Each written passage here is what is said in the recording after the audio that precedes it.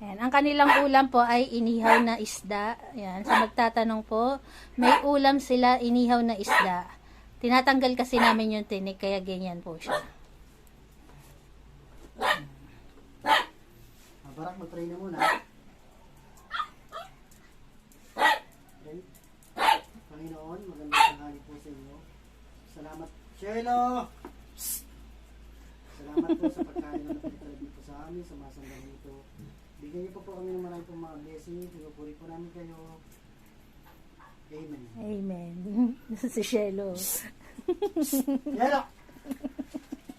Si Shelo. Hindi makaintay. Ay, Barak. Intay ka rin, Barak. Maghintay. Sabay-sabay kayong kakain. Sabay-sabay. Tawid kayo, dito tawid. Pwesto na, pwesto.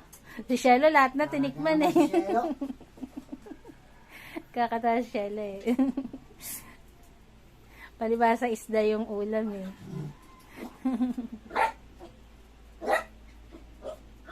Dami niyo pa.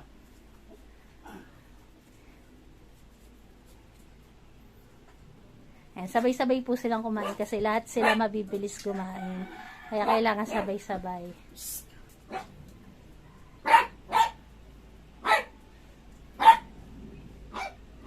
Si Shelo yun ang saunan. Bilisan mo daw kasi pa. Pause na, pause na.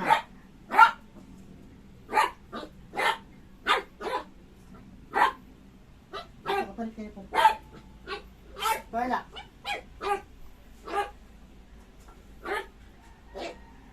Kaya na.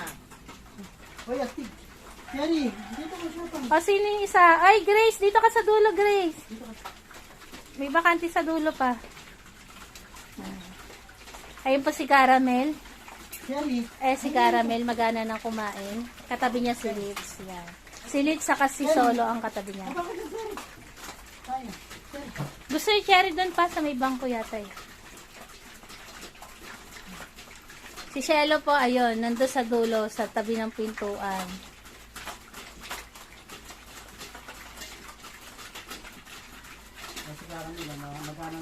Si Caramel, magana na kumain.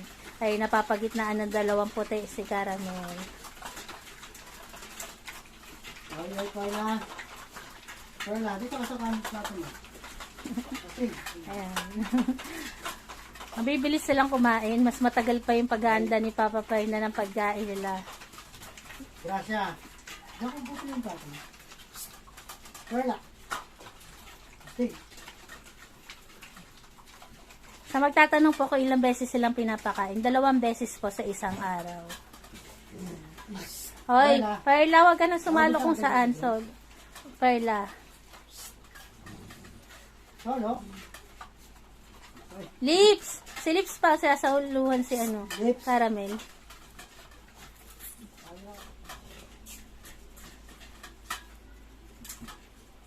Ayan, nakaraos na po ang kanilang pagkain.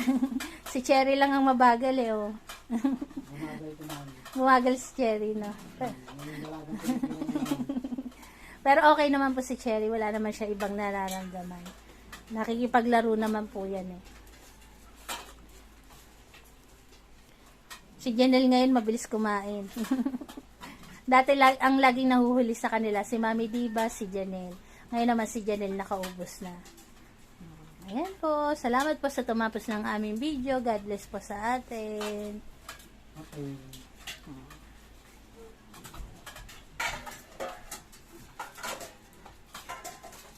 Nasaan ang Shelo pa? Mailagay na sa crib niya. Baka magmilagro na yung Shelo. Teka, pahingin tipad. Tipad, apa. Tipad.